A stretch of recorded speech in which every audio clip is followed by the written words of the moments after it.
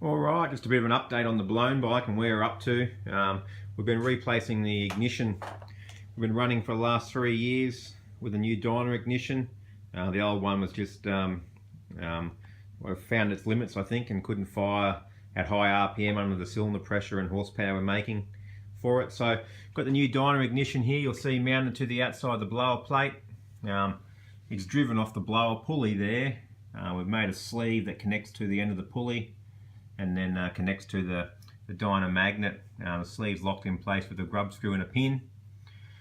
Picked up an old Kawasaki side cover during the week. We'll probably do a good job to cover it and protect it. I hope that doesn't slow it down. Sorry, Ronnie State and Jeff Lemon, Kawasaki boys. Anyway, we'll see how it goes. Shouldn't hurt it too much. Anyway, and it's plumbed in pretty nice, the dyno system. We've finished all the wiring.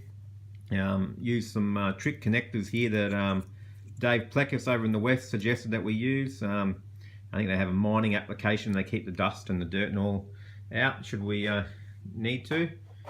Got the new lithium ion battery to power the dyno, bigger than ever. We try to keep batteries and gauges to a minimum on the bike, but I guess when you're chasing speed, you need to put on what you need, I guess. We're going to run 20% nitro on the bike shortly. We fired it last week. It all fired up. We just need a bit more range, retard and advance on the plate we installed. The old bike, or the old ignition I should say, used to only give us 5 degrees advance and retard because we actually used an offset pin. This one will give us a lot more range of tuning. There's a new dyno coil and a new high tension lead, thanks to the boys at Powerhouse.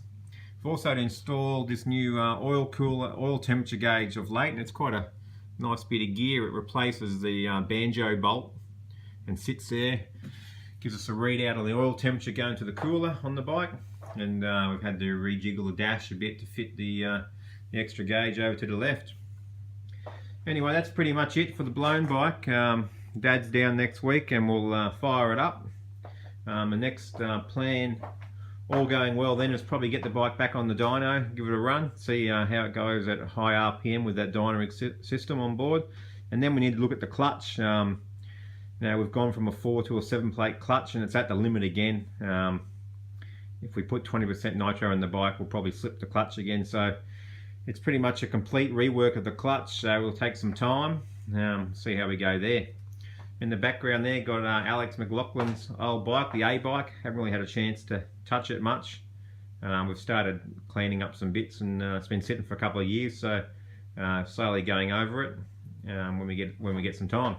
Anyway, hope that gives you a bit of an insight on where we're up to, and hope everyone's having a great weekend, and we'll catch up soon. Cheers.